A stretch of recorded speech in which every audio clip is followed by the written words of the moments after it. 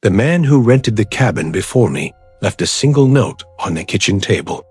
It only said, "If you hear footsteps in the hallway after midnight, don't check who it is."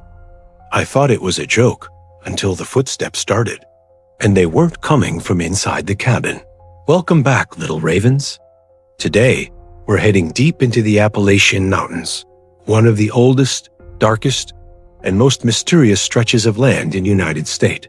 The stories you read about to hear come from real people who lived through Appalachian horror stories. Subscribe and channel for more horror stories. Settle in. Take a breath. Here are 4 true Appalachian night horror stories.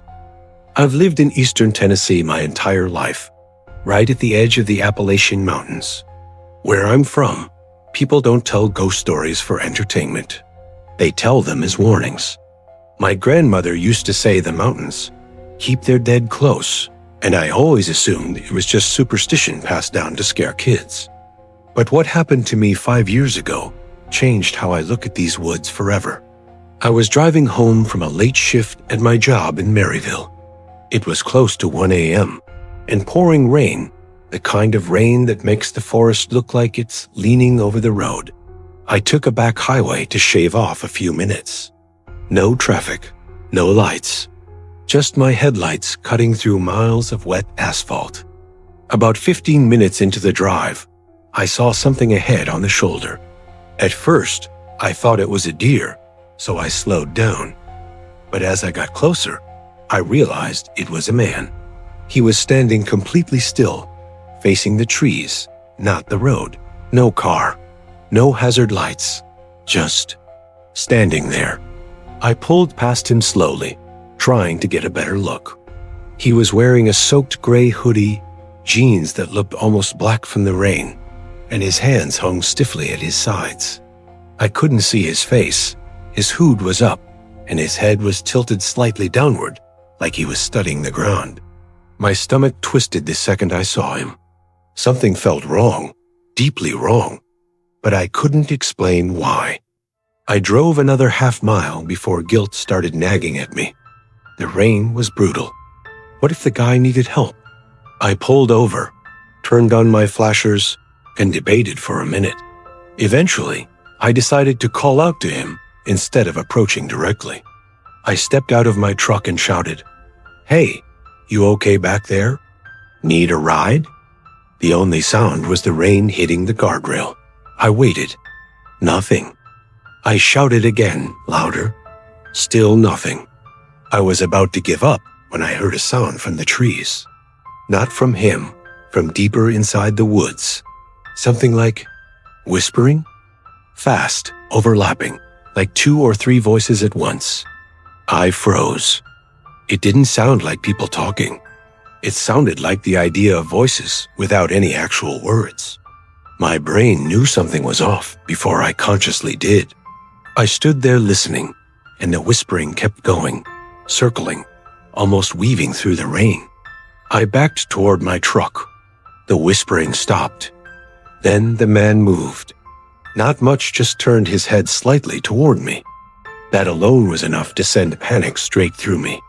I couldn't see his face clearly from that distance, but I could tell something about the way he turned wasn't natural, too slow, too intentional, like he had been waiting for a cue. I didn't wait to see more. I jumped into my truck, slammed the door, locked it, and threw it into drive. But as soon as the headlights lit the road ahead, my breath caught in my throat. The man wasn't on the shoulder anymore. He was standing in the middle of the lane. I swear to God, he hadn't had time to walk there. There was no sound, no footsteps, just the rain. But there he was. Closer now. Hood still up, head still angled downward. I honked. He didn't move. The whispering started again. Not from the woods this time. From around my truck. I floored it. I swerved around him, nearly clipping the guardrail, and sped down the highway until my hands stopped shaking. When I finally looked in my rearview mirror, he was gone. No figure, no movement. Just the empty road dissolving into darkness behind me. I didn't sleep that night. When the sun came up, I drove back in daylight, just to reassure myself I hadn't hallucinated the whole thing. There was nothing there. No man. No signs of anyone walking in the mud. Not even footprints on the shoulder. I told my uncle, a lifelong hunter who knows the Appalachian back roads better than anyone. He didn't laugh. He didn't call me crazy. He just nodded slowly and said, "You saw one of the watchers." I'd never heard that term before. He explained that old mountain folks believe there are things in the Appalachians that mimic the shape of people. They're not human. They're not ghosts. They're something older. Some people say they warn travelers. Others say they lure them off the road. He told me one more thing that I think about every time I drive alone at night. If you ever see something staring into the woods, don't call out to it. It ain't looking at the trees. It's listening to you. To this day, I can't drive that road at night. And I don't stop for anyone on the shoulder anymore. Not there. Not in the mountains. Whatever I saw that night, it wasn't a man. This is exactly why truckers, night shift workers, and mountain locals all say the same thing. The Appalachians are different. Once you're deep enough into those woods, you're not just dealing with wildlife. You're dealing with something older. Something that watches travelers the way we watch animals on a trail cam. In every region of the Appalachians, there are stories of figures standing perfectly still on the roadside. People-shaped, but not behaving like people. The mountains have legends of mimics, watchers, and silent followers stretching back hundreds of years. So if you're ever driving those roads and see someone standing alone in the rain, don't to stop, don't call out, and don't look back. I've stayed in dozens of cabins across the Appalachians, and I've never had a problem until last year. My friend Lucas found a great deal on a remote rental near Spruce Pine, North Carolina. The listing looked perfect. A small A-frame cabin, surrounded by trees, advertised as fully secluded, with no neighbors within a mile. That line should have been my first warning. We arrived late on a Friday. The sun had already dipped behind the mountains, and the woods felt colder than they should have been for early fall. The cabin itself looked normal enough. Tiny porch, wood siding, one dim outdoor light that flickered every few seconds. Inside, everything smelled like cedar and cleaning chemicals. Cozy enough. But the moment I stepped inside, something felt off. Not haunted house off. More like the air was too still. Heavy. Like the cabin hadn't been opened in a long time. Lucas brushed it off, saying I was being dramatic. We unpacked, made dinner, and ended up playing cards until midnight. Basic cabin weekend stuff. It wasn't until we went to bed that things started to feel wrong. We had separate rooms. Mine had a small window facing the tree line. I cracked it for air, climbed into bed, scrolled on my phone for a while. Nothing unusual. Sometime after 1 a.m., I finally drifted off. I woke up to footsteps on the porch. Slow, crisp steps, like someone walking on old wood. I sat up instantly. The steps weren't rushed or sneaky. They were steady, deliberate, one at a time. I told myself it was probably an animal, but the pacing was too even, too human. I looked over at the window. Something was standing just beyond the glass. I couldn't make out a face, just a dark silhouette pressed close enough that its outline filled half the window. Not moving, not shifting, just standing there. My chest tightened. I quietly slid out of bed, grabbed my phone, and tiptoed out of the room. The hallway was pitch black. Lucas's door was open an inch, so I nudged it wider. "Dude," I whispered, "someone's outside." He sat up instantly. I could tell from his expression he wasn't half asleep. He was fully alert, like he'd been awake already. "I heard it too," he whispered back. We listened. The footsteps moved from the side of the cabin to the front porch. More pacing, more slow walking. Something dragging lightly across the boards. We killed all lights and crawled to the living room window. The curtain was thin enough to see shapes behind it. Lucas lifted the edge just a bit. His breath caught. Someone was standing on the porch. A tall, thin figure. Too thin. Shoulders slightly hunched, arms hanging almost to its knees. Completely still, facing the door. "What the hell?" Lucas mouthed. I grabbed my phone to call 911, but we had zero service. Not one bar.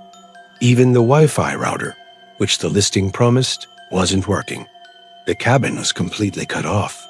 Then the figure stepped closer to the door. Not walking, more like gliding. No footfalls, no creaking boards, just a shift. We backed away from the window and hid in the hallway. Lucas whispered, "It's probably some lunatic messing with us," but he didn't sound convinced. The footsteps started again, but this time they were inside the walls. Like someone was moving around the cabin's exterior faster than a human could walk. 3 steps on the left wall, 4 on the back. A thud near the kitchen.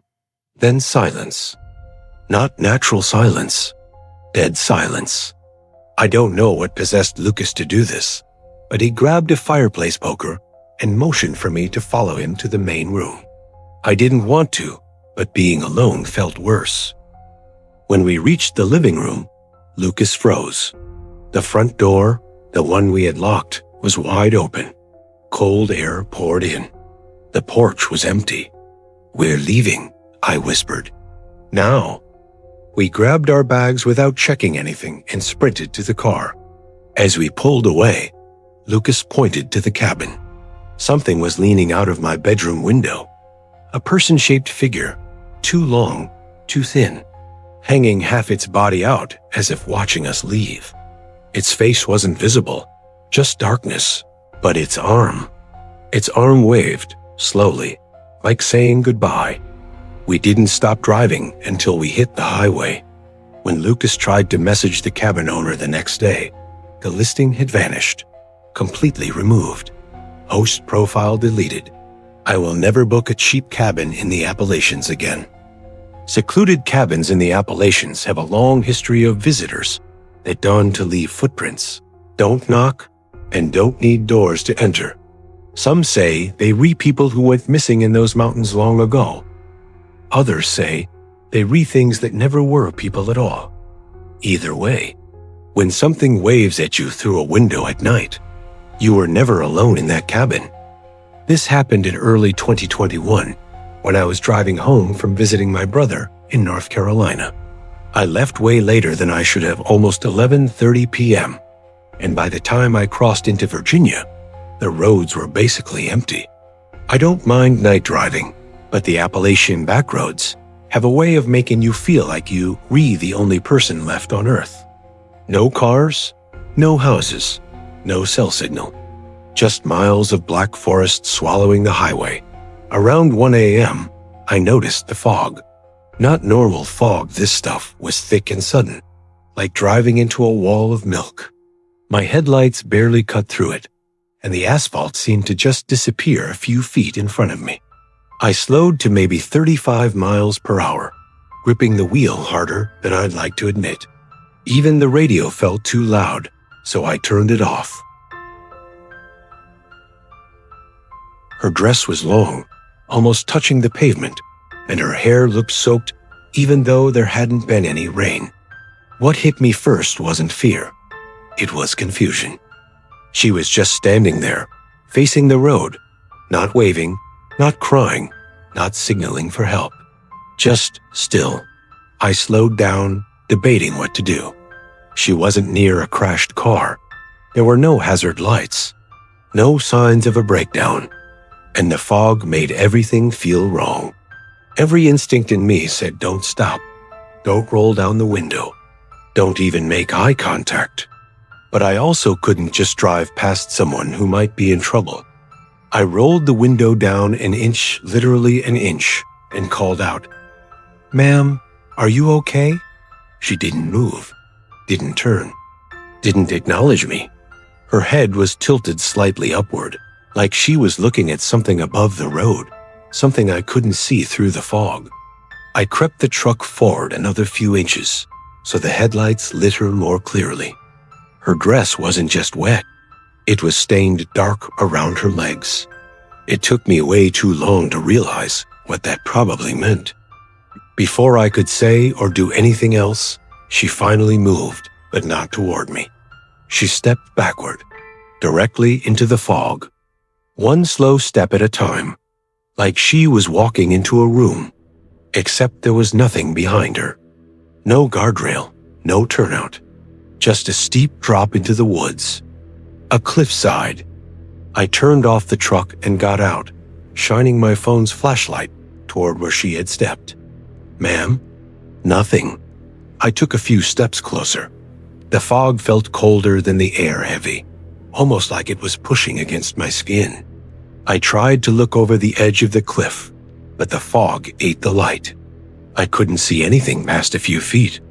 Then I felt it. Not heard, felt. A vibration under my boots, soft but rhythmic, like footsteps. Except they weren't coming from the forest below. They were coming from right beneath me. I stumbled back toward the truck, so fast I nearly slipped. As I turned, I saw movement in my headlights. For a second, I thought she had climbed back up, but it wasn't her. Something was crawling onto the edge of the road. At first, all I saw was a hand small, pale, and gripping the pavement like someone pulling themselves out of a pool. Then a second hand, but the angle wasn't right. They were too far apart, stretched wider than any human arms should reach. I didn't wait to see the rest. I ran to the truck, slammed the door, locked it, and floored it so hard the tires squealed. For the next few miles, I kept checking the rearview mirror, even though I couldn't see anything through the fog. My chest was tight. My hands were shaking so badly, I could barely keep the truck between the lines. Eventually, the fog just ended. 1 mile I could barely see the hood of my truck, and the next the sky was clear enough to see stars. I pulled into a gas station, a few towns over, and sat in the lot for a long time, trying to convince myself I'd imagined everything. The only thing that stopped me from writing the whole thing off were the footprints. When I stepped out to fuel up, I noticed muddy prints on the passenger side door. Small, bare prints, as if someone had pressed their feet against the door while trying to climb inside. But the worst part? They were facing upward, like whoever or whatever left them had been upside down. I didn't report it. What would I even say? I saw a woman disappear into fog and something crawl out of the woods after her. No, I just finished my drive and never took that route again. But sometimes, late at night, when the fog gets thick near my house, I swear I see the shape of someone standing on the shoulder. And every time, I keep driving. Encounters like this are exactly why so many night drivers avoid stopping on isolated Appalachian highways. Fog in the mountains isn't just weather. Locals say it's a veil, and sometimes things move behind it that don't belong on this side. The woman stepping backward off a cliff with no reaction. The crawling figure with stretched arms. The upside-down footprints. That combination shows up in dozens of Appalachian disappearance stories. It's almost like the mountains replay certain tragedies, but twisted into something else. If you're driving these back roads and see someone alone in the fog, don't stop. Don't investigate. And never walk toward the edge.